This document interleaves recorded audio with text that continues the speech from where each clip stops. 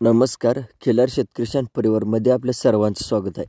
जर channel subscribe केलं नसेल तर आजच करा आणि आत्ताच करा, कारण का 10 ते 20 वर्षापासून मिळवलेला अनुभव आपल्यापर्यंत पोचला पाहिजे आणि त्यावरती आपल्याला विश्वास ठेवता आला पाहिजे.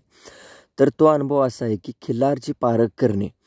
तर खिलारची पारख करणे ही इतरांसाठी नाही तर स्वतःसाठी पारख करून अनुभव साठवून ठेवणे ही साधी सोपी गोष्ट नाही, कारण का या पारखचा वापरसुद्धा आपल्याला करता येतो.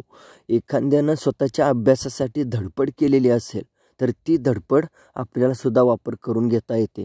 या माणसाच्या आयुष्यात प्रत्येकजण नाव कमवण्याच्या पाठीमागे आहे, पैसा कमवण्याच्या पाठीमागे आहे. मात्र नेमका खरं काय करायचं आहे, आपल्याला पैसा कशासाठी आणि किती कमवायचा आहे, किंवा नाव कमवायचं आहे कशासाठी आणि किती कमवायचं आहे, हे याचं गणित आपल्याला बसलं पाहिजे.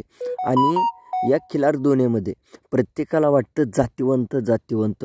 तर जातिवंताचा अर्थ काय आहे की जातिवंत म्हणजे अति मोठं आणि अति बारीक, हा भाग जातिवंताचा नाही. तर जातिवंत म्हणजे त्याच्या अवयवात असणारा सावधपणा, त्याचं अवयव सगळं शोभून दिसणारं.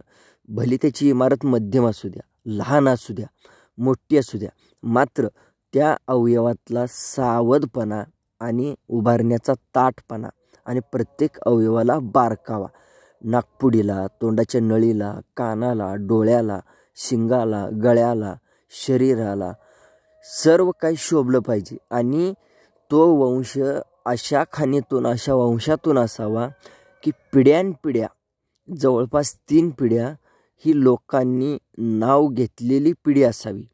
उदाहरणार्थ सिद्धापूर खान म्हणजे काय, ज्या बैलांचं आयुष्य एकाच गावांमध्ये जास्त काळ गेलेलं आहे आणि त्या बैलांची चर्चा मीडियाद्वारे न होता ही लोकांच्या तोंडावाटे झालेली चर्चा आहे. तर या चित्रीकरणमध्ये आपण जी खिलार कालवड बघतोय तर ती या चॅनलनं जी प्रदर्शित केलेला मूळ सिद्धापूर खानीचा तांडूरचा राजा होता, त्या राजाची ही मुलगी आहे. आखीव रेखीव कोरीव काटाळ फुलबारकावा.